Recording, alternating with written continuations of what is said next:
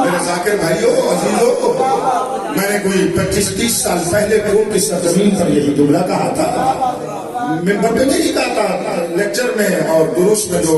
مومنین تک میں باتیں پہنچاتا ہوں وہاں علماء کرام کو درس میں یہی جملہ ہم نے کہا، اور بعد میں ممبر پر بھی کہتے رہے، ہمارے علماء فضلاء کہتے تھے، ان سے پوچھا کہ ابھی کیوں کہے یہ کیسی کری، انہوں نے کہا میرا نام لیتے تھے، ان کی محمد ان کا ہمارے استاد نے فرمایا ہے، اور انہوں نے یہ استدلال بھی کیا، لوگ اس وقت بھی ہمارے بارے میں کچھ اس طرح کی باتیں کیا کرتے تھے، ہم نے دلیل دی تھی اس وقت 30 سال پہلے،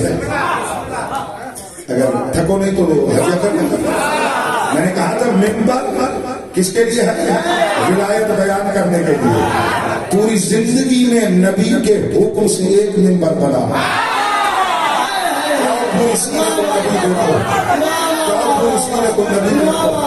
میرے نبی کی زندگی دیکھو، نبی نے کہاں ممبر بنوایا، سب سے پہلا ممبر یہی بنوایا ہے، اور وہ غدیر میں بنوایا ہے،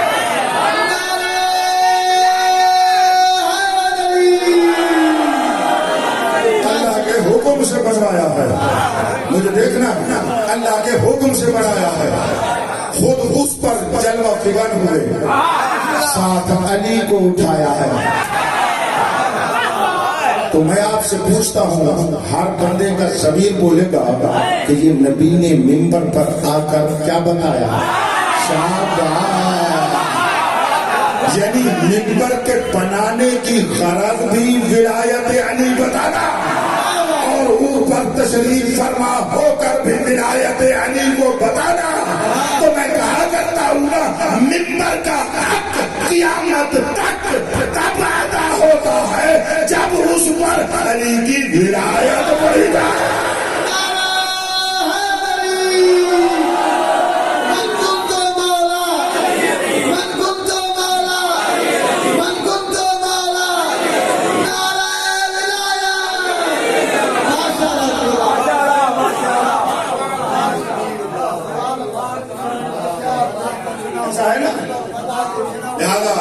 میں اپنے علماء کرام کو دستبستہ عرض کر رہا ہوں،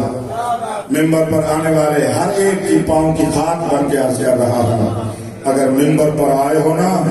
ممبر کو بغیر ولایت علی بتائے نہ چھوڑا کرو۔ ممبر کا حق تب ادا ہوتا ہے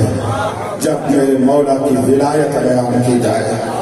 اس کے سائے میں جو مناسب سمجھتے ہو اور چیزیں بھلے بیان کرو، میں روک نہیں رہا، لیکن اتنا کہہ رہا ہو کہ اس سے رہا ہوں کہ بغیر ولایت بغیر ممبر نہ چھوڑو۔ ممبر کے بنانے کا غرض اور ہدف اور مقصد ہے، ولایت علی بتانا مقصد ممبر ہے، ولایت علی بتانا سنت رسول ہے، غور نہیں کر رہے، ولایت علی بتانا غدیری پیغام کو پہنچانا ہے۔